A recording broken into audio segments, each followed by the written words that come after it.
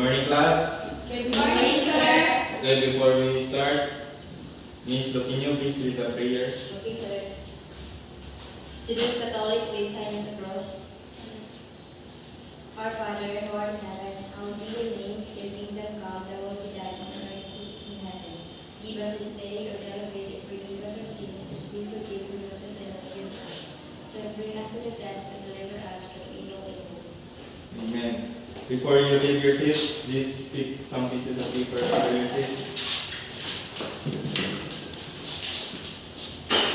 Okay, good morning, class. I'll be checking your attendance. Please raise your right hand if your name is called. So,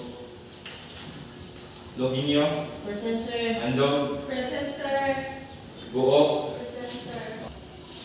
Before we proceed to our next topic, do you have question and clarification about our last topic yesterday?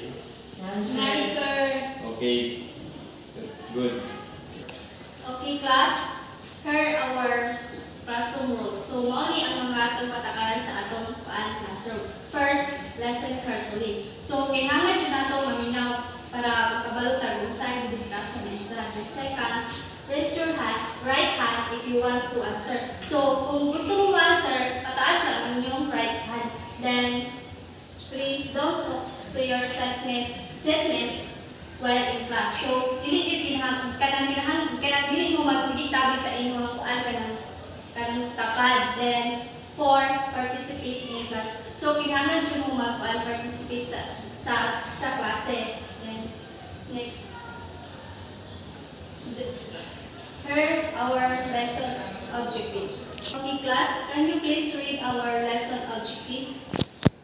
At the end of the lesson, the students will be able to develop vocabulary and comprehension skills, analyze language features like suspense and tone, and engage in fair discussion to interpret the text. Okay, very good. So our topic for today is about teaching the Telltale Heart by Edgar Allan Poe, which is a language-based approach. So first, ilaw sa nato kung kinsa ni si Edgar Allan Poe. So si Edgar Allan Poe was an American writer, poet, editor, and literary critic. He is best known for his macabre and gothic tales, as well as his pioneering work in the detective fiction genre. So, kini si Edgar Allan Poe is kining American writer na siya. So, ang iyang pang buhat nga or ang mga famous nga iyang buhat nga kanang mga iyang pang sulat is what we title of The Raven, The Tale Heart, which is kaya itong topic, and then The Fall of the House of Usher, and The Cast of Amontillado. So, muna ang ipangbuhat ni Edgar Allan Poe. So, here are the literary devices. So, first one is metaphor. A metaphor is a figure of speech that compares two unlike things without using like or as. So, ang kining metaphor is kanang nag-compare siya na wala nagamit og like or as. For example, is kining time is a thief. So, wala siya nagamit og kining like or as nga nag-compare. Next is simile. A comparison using like or as. So, kining simile is nag-compare siya using like or as. For example, her smile was as bright as the sun. So, for the example of simile is, nakakita na itong na siya, nagamit siya as, which is, her smile was as bright as the sun. Wala siya ang simile. Next is alliteration. The repetition of initial consonant sounds in a series of words. So, example of alliteration is, she sells seashells by the seashore. So, community alliteration is the repeat na siya mga words na same of pronunciation. Next is hyperbole, an extreme exaggeration used by emphasis or humor. So, kung may utang hyperbole, which is extreme exaggeration, it means na nag-describe ka na-over na bitaw kayo. For example is, I'm so hungry, I could eat a horse. So, may posible na bitaw kayo siya nga pag-storya mo na hyperbole. Next is personification, giving human characteristics to non-human things. Example sa personification is, the wind whispered through the tree. So, diri kay atong i-compare ang tao sa mga butang kalibutan kalibutan nga dili wala kita nag-exist nga buhi or ingana. Next is foreshadowing. Foreshadowing hints or clues about what will happen later in the story. Examples of foreshadowing is the dark clouds gathering on the horizon suggested a storm was coming. So may mga foreshadowing is mga hint na siya kung sa mga mahitabo sa kining sa story nga atong gibasa. Next is irony. A contrast between expectation and reality. Example of irony is a fire station burns down. So, mga siya example sa irony. Next is symbolism. Using an object, person, or situation to represent something else, often an abstract idea. For example, symbolism is heart symbolized by love. So, this symbolism is nag-describe ka nga or gamit mo ang sa kabutang nga usa isip usa ka symbol ba, for example ang heart kay iba ang heart kay gusto na ron kay symbolize daw siya sa love. Next is imagery, descriptive language that appeals to the senses. Example of imagery is the aroma of freshly baked bread filled the air. So wala siya example sa imagery. Next is onomatopoeia, which is the words that imitate the sounds that they describe. Example of onomatopoeia is the bees buzz in the garden. So, ano siya ang example sa onomatopoeia. So, next is tagatang o copy sa The Telltale Heart, which is ang atong main topic. So, kinahanglan nyo na siya basahon. The Telltale Heart. So, I will give you 3 minutes to read and analyze the text. So, 3 minutes ang akong hatag. So, start na mo basa sa text. Okay, ma'am.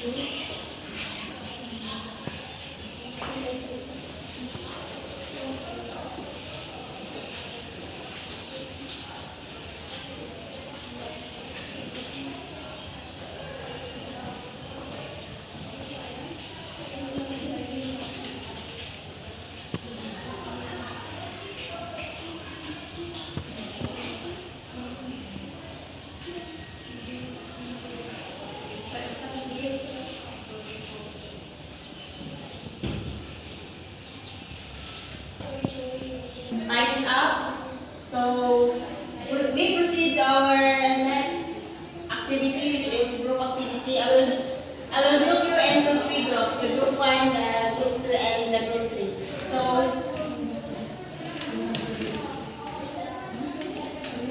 all you have to do is to answer these questions, and I will give you another 3 minutes to answer them. And I will start the timer now.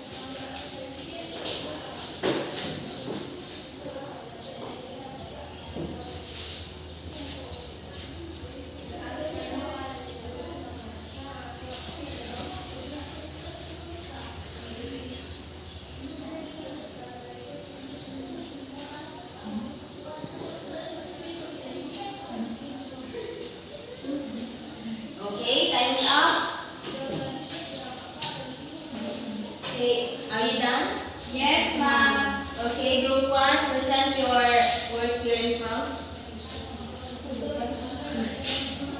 So, here are our one mark meaning answers activity. Number one question is, how does who create suspense in the story? So, who creates suspense through the unreliable narrator, native descriptions, and auditory elements like the heartbeat. Number two question is, what are some examples of the narrator's madness? Our answer is the narrator's obsession with the old man's eye, repeated claims of sanity, and hallucination of a beating heart show his madness. Number three is, how do the literary devices contribute to the overall impact of the story? So, literary devices like imagery, symbolism, and irony enhance the story's psychological depth and tension. That's all, ma'am. Okay, thank you, group 1. So let's proceed to the work of group 2.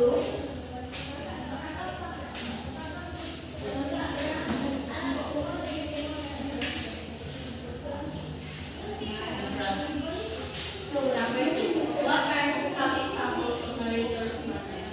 So answer. The narrator's obsession with the old man eyes, repeated claims of insanity, and hallucination of the beating heart show his madness. Okay, thank you, group 2. Let's give a clap for group 2. Thank you. So let's proceed to our group 3.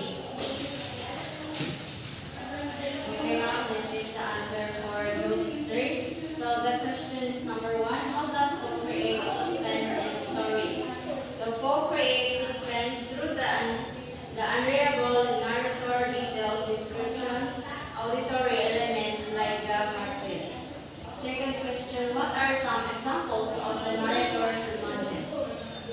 So the narrator's obsession with the old man eye, repeated claims of sanity and hallucination of the beating heart show his madness. Then 3, how does the literary devices contribute to the overall impact of the story? So, literary devices like imaginary, symbolism, and irony enhance the story's psychological depth and tension. That's all. Okay, thank you. Let's give 3 claps. Okay, class, any question regarding our topic? None, ma'am. Okay, if none, so let's have another activity, individual activity. So the directions, list of some of the key literary devices used along with examples from the text. So I will give you only 3 minutes to do the activity. Okay, ma'am. Start. The time starts now.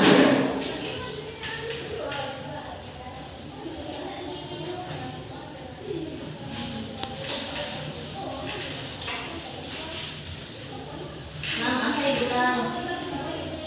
1/2 x twice.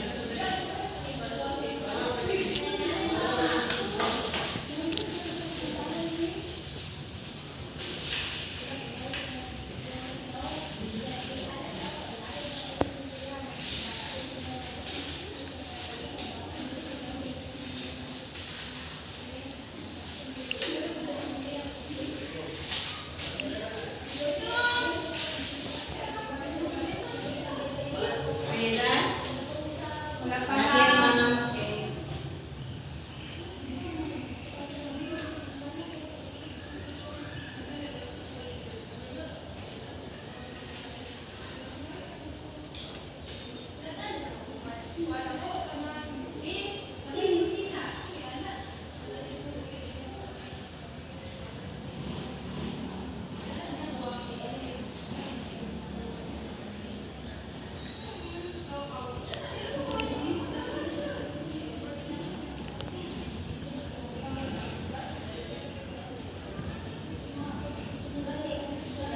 Okay, the time is up. Please pass your paper to your front.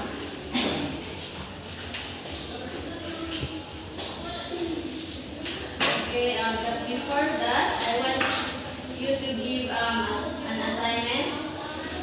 So our assignment, read in advance the next topic. I already sent it to you. Okay, ma'am.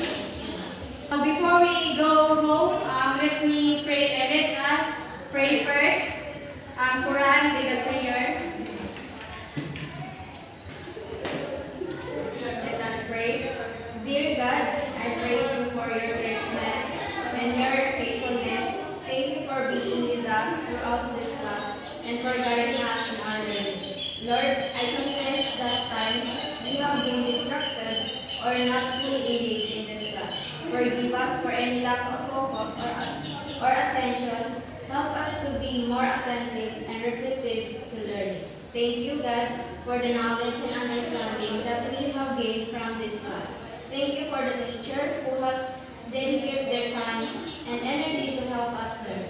Thank you for the opportunity to grow knowledge and wisdom. Lord, I ask for your continued guidance and support as we study and learn. Bless our teacher and give them wisdom and strength to continue to inspire and guide us in our learning. In Jesus' name. Amen. Okay, goodbye class. Goodbye.